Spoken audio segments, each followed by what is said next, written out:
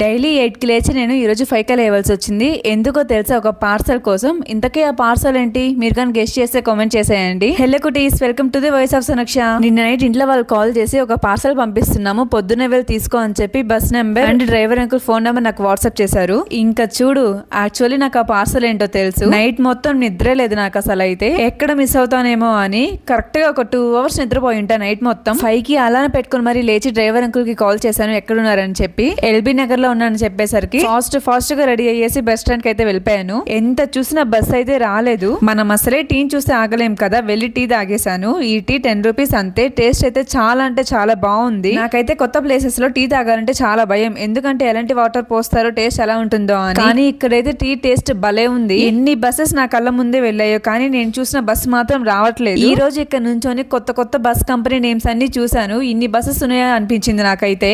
ఎంత క్లాసీగా ఉన్నాయో అసలు ఒక్కొక్క బస్. అయితే ఒక బస్ లో కింద లగేజ్ స్టోరేజ్ ఉంటుంది కదా, అక్కడ ఏకంగా బుల్లెట్ బైకే పెట్టేశారు. అబ్బా, దాని చూసి దిమ్మ తిరిగింది నాకైతే. అంత స్పేస్ ఉంటుందా అని. లిటరల్లీ 1.5 hour వెయిట్ చేసే బస్ కోసం ఫైనలీ బస్ అయితే వచ్చేసింది. నా బాక్స్ అయితే సేఫ్ గా తీసేసుకున్నా. ఇంతకీ ఈ పార్సల్ లో ఏముందో మీరు గెస్ చేశారా? సర్లేండి, నెక్స్ట్ వీడియోలో చెప్పేస్తాను. ఈ లోపు మన ఛానల్ ను మర్చిపోకుండా సబ్స్క్రైబ్ చేసేయండి. By by.